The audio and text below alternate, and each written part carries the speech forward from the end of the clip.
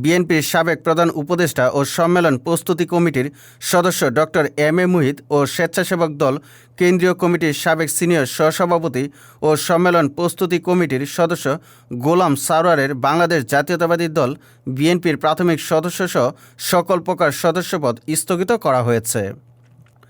সোমবার 10 ফেব্রুয়ারি বিএনপির সিনিয়র যুগ্ম মহাসচিব অ্যাডভোকেট রুহুল কবির রিজভীর স্বাক্ষরিত এক প্রেস বিজ্ঞপ্তির মাধ্যমে এই তথ্য জানা যায়।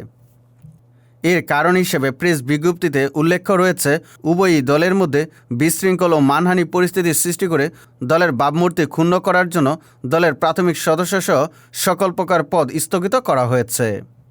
উল্লেখ্য, গত 8 ফেব্রুয়ারি কেন্দ্রীয় স্বেচ্ছাসেবক দলের সাবেক সহ-সভাপতি সিরাজগঞ্জ সম্মেলন প্রস্তুতি কমিটির সদস্য গোলাম সারোয়ার নেতাকর্মীদের নিয়ে সিরাজগঞ্জের শাহজাদপুরে দলীয় কার্যালয়ে প্রবেশের সময় ডক্টর এম এ মুহিতের সমর্থকরা বাধা দিয়ে হামলা চালায়। এ সময় গোলাম সারোয়ার ও একজন সাংবাদিক সহ উভয় পক্ষের প্রায় 10 জন নেতাকর্মী আহত হয়। সংঘর্ষের ভিডিও সামাজিক যোগাযোগ মাধ্যমসহ দেশের সকল গণমাধ্যমে ব্যাপকভাবে ছড়িয়ে পড়ে। বিষয়টি নিয়ে শাহজাদপুর উপজেলা সারা দেশে সমালোচনার জন্ম দেয়।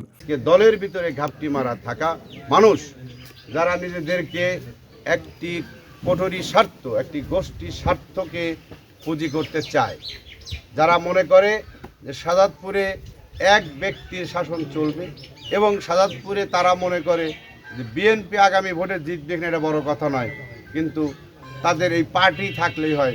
এই পার্টির মাধ্যমে বিভিন্নভাবে যারা যা করতে চায় এটা আপনারা জানেন।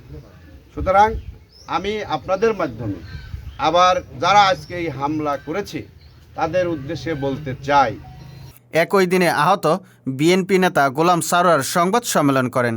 দুঃখিত।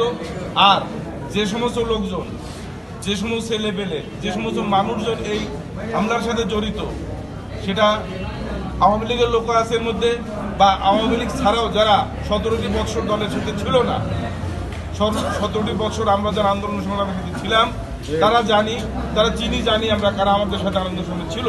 যারা আন্দোলন সংগ্রামের সাথে ছিল না তারা এসে এই ঘটনা ঘটেছে বলে আমরা মনে করছি প্রাথমিকভাবে। পরে উপজেলা বিএনপির দলীয় কার্যালয়ে সদ্য বিলুপ্ত উপজেলা বিএনপি, পৌর বিএনপির ও উপজেলা স্বেচ্ছাসেবক দলের নেতৃবৃন্দ আলাদা আলাদা সংবাদ সম্মেলন করেন। সুজিত মণ্ডল, সবার কথা।